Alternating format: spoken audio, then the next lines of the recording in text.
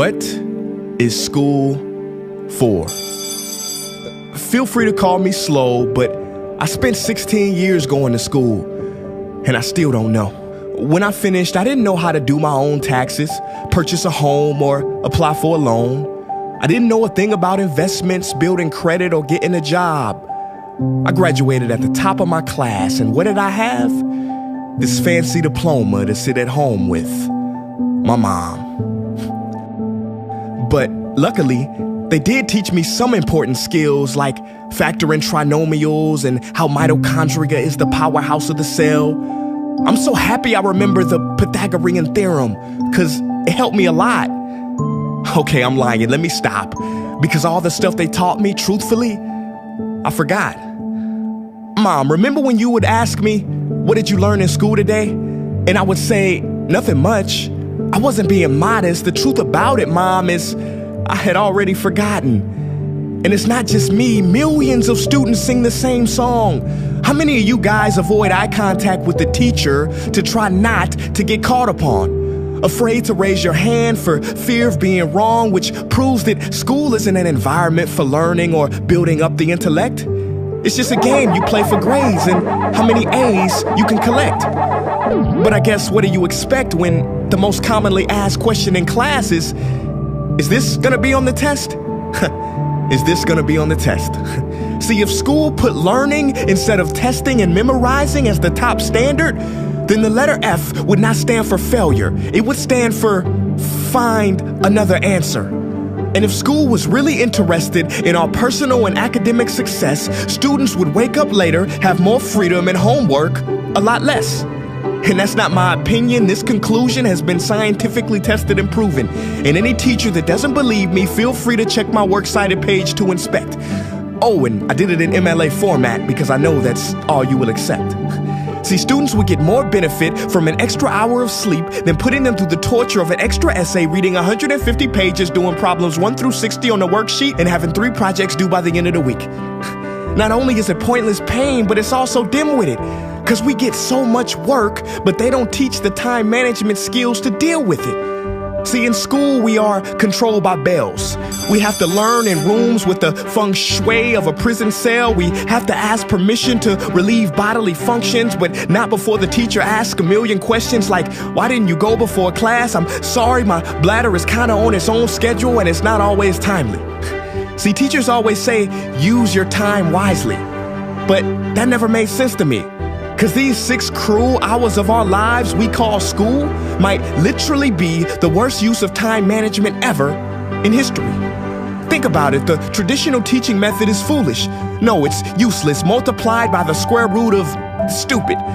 What they do is they cram information in your head, force feeding you, and then you throw it up on the test. That's not education, that's bulimia. And the more bulimic you are, the better you will do on their assessments. So it's no wonder why so many students graduate mentally and emotionally anorexic. See, school teaches you how to memorize dots. True education should teach you how to connect them. True education teaches you how to catch a fish. School teaches you, yeah, you caught the fish, but you didn't show your work, so it doesn't count. Throw it back. I'm just asking, what is school for? It's not education, that's just not true. If you still think that, you might be sniffing glue. See, the word education comes from the Latin root educe, meaning bring out, i.e. bring the gifts out of a person and make them viable. But school doesn't bring out much, it just stuffs more facts inside of you. Now some of that stuff is justifiable. We need reading, writing, and some arithmetic, that's fair. But are you telling me metamorphic and igneous rocks are more important than self-care? If suicide is the 3rd leading cause of death of ages 10 to 24, and Harvard studies suggest the biggest predictor for success is self-control and emotional health, then why the heck aren't we taught how to handle stress, bullies, or rejection? How about anxiety or depression? You know, skills we need for our entire lives. Bro, I don't even know how to cook. I'm honestly surprised I'm still alive. But hey, at least I can name all the battles that happened in the Civil War. Seriously, what is school for? Some say you need it to be successful, and that's something we do not doubt. But do you own a MacBook or iPhone? Did you know they both were created by a dropout? Are you watching this video on Facebook or YouTube? Doesn't matter which you choose. They both were created by dropouts. Ever use Snapchat, WhatsApp, shopped at Whole Foods? Well, thank a dropout. Does your home furniture come from IKEA? Okay, don't get the wrong idea. He was not a dropout. Don't be a fool. I mean, how could he drop out? Ingvar Kamprad, founder of IKEA, never even went to school. I know what you're thinking. He's just picking and choosing. There's millions who didn't go to school that aren't successful. Who is he fooling? And you're right. But open your history books and start perusing. You'll find the very people we idolize in school never really had formal and/or secondary schooling. I'm talking George Washington, Abe Lincoln. America's best presidents had zero school between them. Ben Franklin, Thomas Edison, shall I proceed? Ernest Hemingway, Mark Twain, Teddy Roosevelt, Margaret Mead. Now please, I'm not saying drop out, because some schools are great and many teachers are rare treasures. I'm saying that there's a difference between people who are smart and people who score better.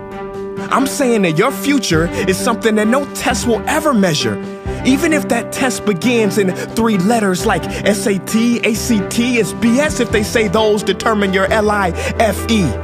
No, your destiny is in your hands. You must shape it to be great.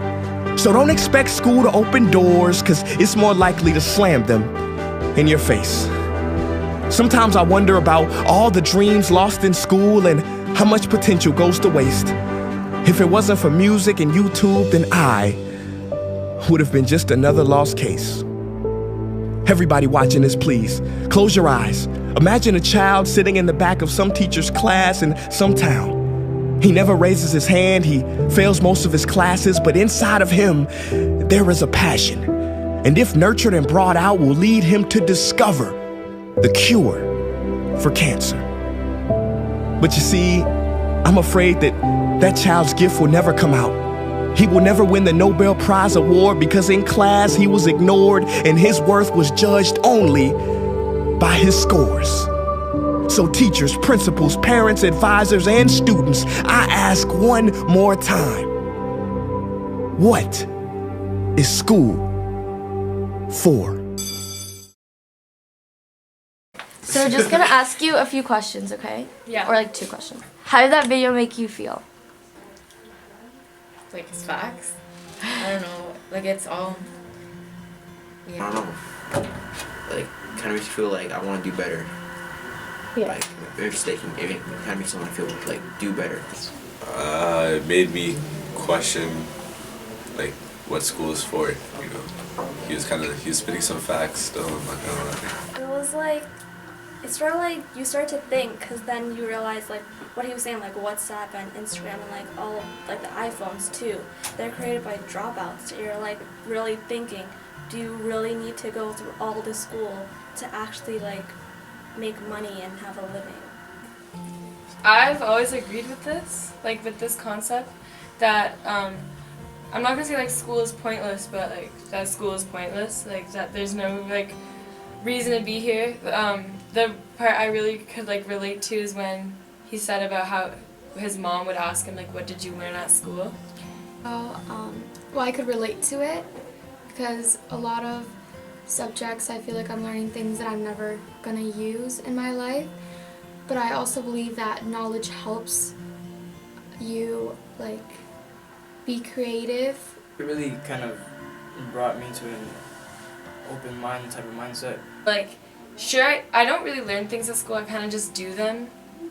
And even when I do go to school and like I would say I learned something, like that's so like I never learned something, but like that's so rare. Like so many times I literally go in class and I'll sit and I'll be at the back on my phone doing nothing and like nobody even really notices. They kind of just like dismiss it. They don't really like care for me to like they always say they care for me to succeed, but like do they really if I'm honestly not doing anything at every class? School, like, kills creativity in some aspects, but it also can help you fuel that creativity because of the knowledge that you have.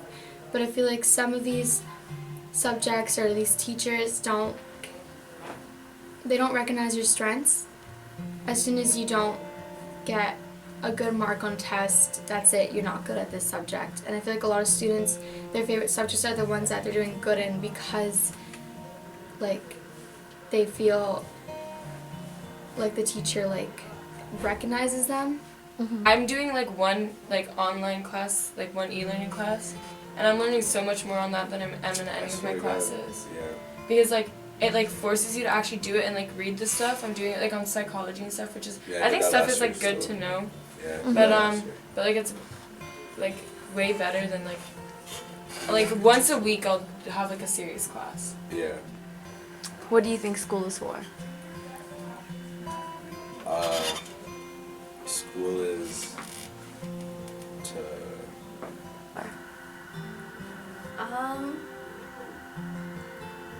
For us to get our education, right? So when you come to like, I mean, like, when students attend school, it brings money for the, you know, the economy or whatever. And so I think it's just, you know, for money. Because if people didn't go to school, then, you know, the government would be losing a lot of money. As much as this video is actually true, like, we don't really need to know things like the Pythagorean theorem like when we grow up, unless we're gonna be like an engineer. So it's like, or like some high level work. So it's like they teach all of us these like really complex things, like say in math and science or whatever, but like most of us will probably not even go into it because I feel like the work that they give us, it kind of makes us hate the subject. Like it's like way too much. It's kind of just to keep us busy. When schools were put together, like the curriculum was made during the industrial age. They were preparing kids to work in factories. Basically, the most important subjects were English or languages and math, because you need to know how to communicate and how to build stuff. But now, not everything is just industrial. Like, there's so many jobs for everything. There's like a million things you can do now, and like I feel like they should change the curriculum because it's not like it's a new generation.